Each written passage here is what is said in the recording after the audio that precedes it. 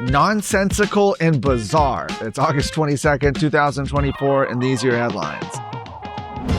Nonsensical and bizarre. That could describe a lot of what we see in Texas politics, frankly. But this is referring to something very specific, as Attorney General Ken Paxton is intensifying his investigations into election-related activities. Governor Greg Abbott sharply criticized a ruling from the state's highest criminal court that stripped the Attorney General's office of its authority to independently prosecute election fraud. Back in 2021, all but one judge on the Texas Court of Criminal Appeals ruled that the Attorney General could not unilaterally prosecute election fraud, arguing that the Texas Constitution does not explicitly grant that power to the Attorney General. Instead, the AG's office has to collaborate with local prosecutors to pursue voter fraud cases. This has proven challenging, of course. Many district attorneys in areas with alleged election fraud have been unwilling to prosecute such cases. I wonder why.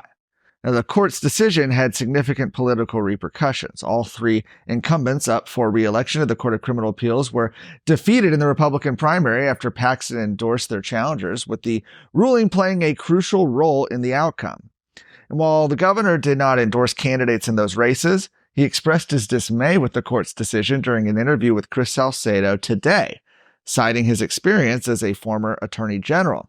Abbott called the ruling completely nonsensical, pointed out that it's been a long-standing practice in Texas for the executive to have roles in more than one branch of government. He said for them to suddenly change the rules concerning Ken Paxton and his ability as attorney general to prosecute criminal cases, especially election-related ones, under a law clearly passed by the state legislature is just bizarre and caught everyone by surprise.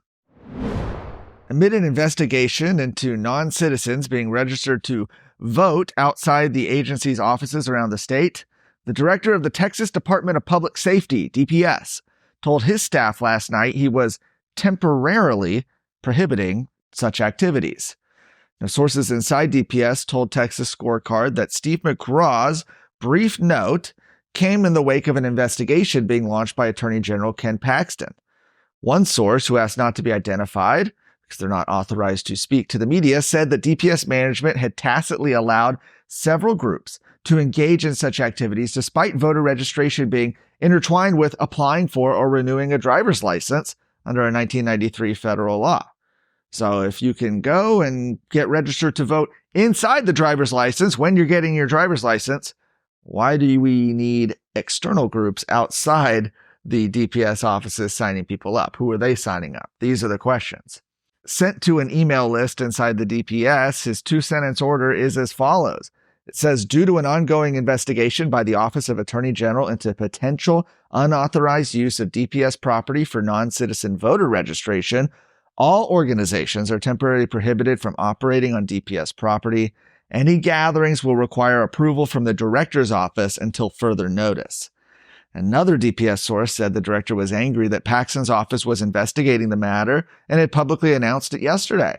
The source didn't know who gave permission for the outside groups to do voter registration drives at some locations, but some in the headquarters and around the state had expressed concern. Now, under the 1993 Motor Voter Act, states are required to offer voter registration services when individuals apply for or renew their licenses. The second source said staff were confused about why voter registration was taking place by organizations seemingly driven by a political agenda when the agency itself provided that service, but within the strict confines of the law.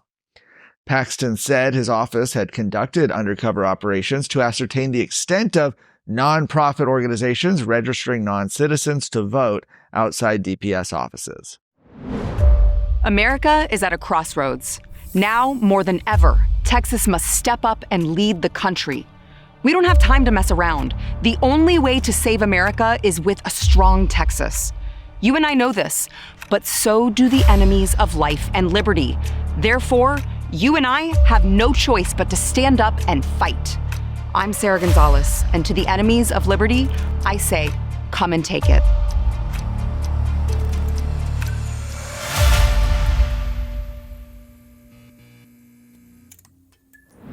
Last up, another story dealing with DPS. They've rolled out a new policy that stops gender-confused individuals from changing the sex on their driver's license.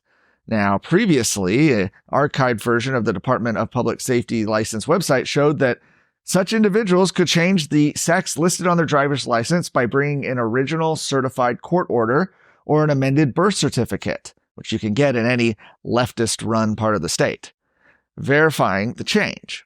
The email stated, effective immediately, August 20th, 2024, the department will not accept court orders or amended birth certificates issued that changes the sex when it differs from documentation already on file. And for current driver's license holders, the sex established at the time of original application and listed in the driver record cannot be changed unless there was a clerical error. The sex will reflect the sex listed on the primary document presented upon original application that is already on file. Went on to say, if a first-time applicant presents conflicting documents, such as a birth certificate with a court order requiring a sex change, the sex listed on the original birth certificate will take precedence. Brady Gray, the president of Texas Family Project, said, while I applaud the actions of DPS, we should not understate how absurd it is that these policies are even necessary. Citizens must remain vigilant and never accept the lies the left continually bombards society with. For more of today's stories, go to TexasScorecard.com.